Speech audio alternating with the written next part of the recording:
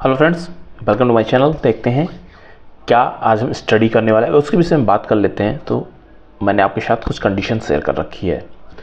Gold silver का data already 50 सालों का अवेलेबल है, वो देख सकते हैं। सिल्वर मिनी माइक्रो का डाटा अवेलेबल मैंने कर दिया, वो आप देख सकते हैं।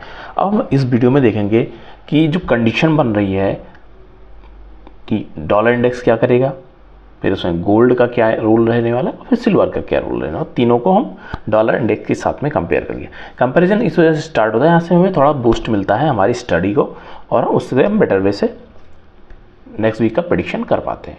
नहीं लाइक और सब्सक्राइब कर लीजिए, बेल आइकन दबा दीजिए, साथ में टेलीग्राम चैनल से जुड़िए, यहाँ आपको रेगुलर वे से अपडेट मिलती रहती है। सिल्वर मिनी का मैंने ऑलरेडी आपके साथ शेयर कर दिया है, इसको आप देख सकते हैं। सबसे पहले हम डॉलर इंडेक्स की बात कर लेते हैं। फ्रेंड, डॉलर इंडेक्स की अगर हम बात कर लेते हैं तो जो मैंने आपके लिए लास्ट वीक भी स्टडीज़ के लिए किया था, अगर उसको आप देखते हैं तो 2023 का जिसने हाई लगाया है उस रेंज से ये कंटिन्यू हिट कर रहा है। तो ये रेंज इसके लिए इम्पोर्टेंट है। साथ में अभी रेट कट का थोड़ा सा जो डेटा है वो थोड़ा सा इंडिकेशन उतनी अच्छी नहीं है, क्योंकि अभी जो फेड के टीम है और उसकी जो चेयरपर्सन है उनके पास कॉन्फिडेंस लेवल नहीं आ पा रहा है, ऐसा डाटा नहीं आ पा रहा है कि वो 2% की तरफ इन्फ्लेशन को लेके जाने वाले। अगर रेट कट होता है तो परचेजिंग पावर बढ़ेगी और डेफिनेटली लोगों के लिए बाइंग की अपॉर्चुनिटी बढ़ेगी, और जितना ज़्यादा डिमांड आएगी मार्केट में उतना ही ज़्यादा रेट बढ़ेगा, क्योंकि डिमांड सप्लाई का आप सिंपल एग्जाम्पल अपने आसपास भी देख सकते हैं। तो यहाँ पे कंडीशन है इस वीक भी मार्केट के लिए जो रेंज बनने वाली है, अगर लोअर साइड में आप देखते हैं तो ये 105.5 से लेके जो हायर रेंज है इसके लिए 106.34 या फिर 5 तक का रेंज ये इम्पोर्टेंट है।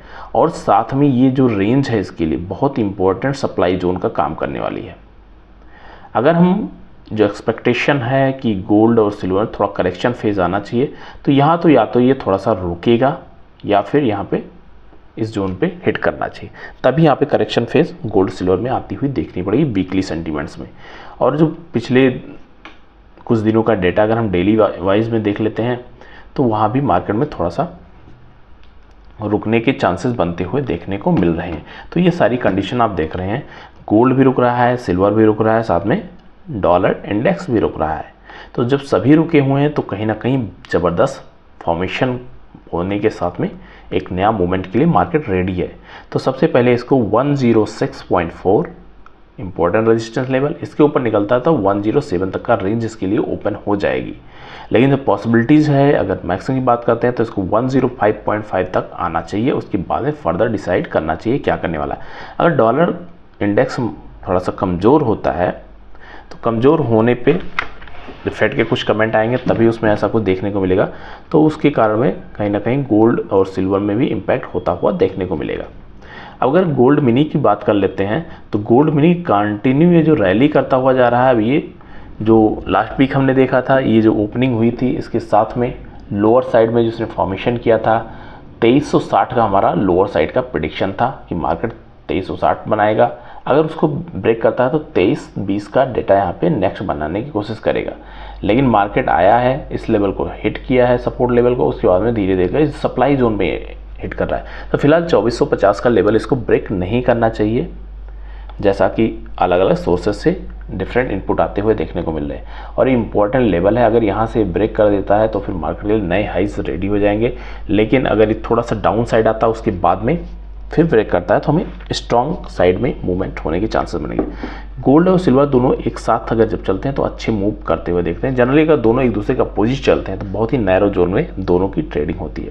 तो आपको ये देखना है, जैसे निफ्टी बैंक निफ्टी एक डायरेक्शन में चलता है तो अच्छा मूव करता है, क्योंकि लगभग दोनों के जो फैक्टर्स हैं लगभग सेम है, जो वेटेज है बराबर चलती है। उसी तरह से यहाँ भी साइकोलॉजी लोगों की लगभग बराबर चलती है।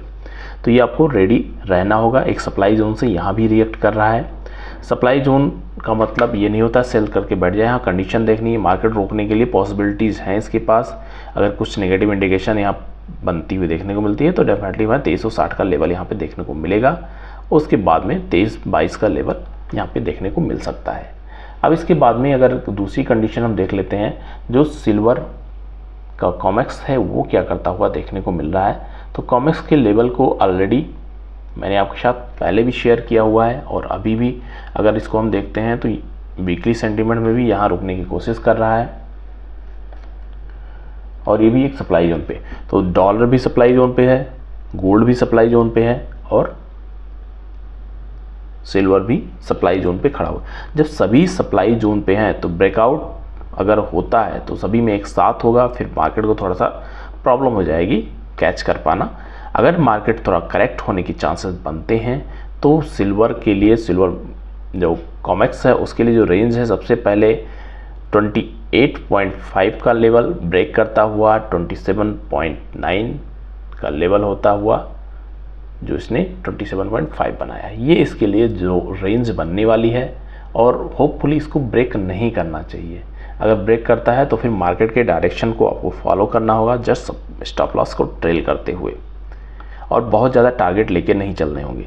अब यहाँ आप देख रहे हैं जब से एंट्री हुई है इस जोन में 28 से 29 के बीच में कंटिन्यू ये हिट कर रहा है।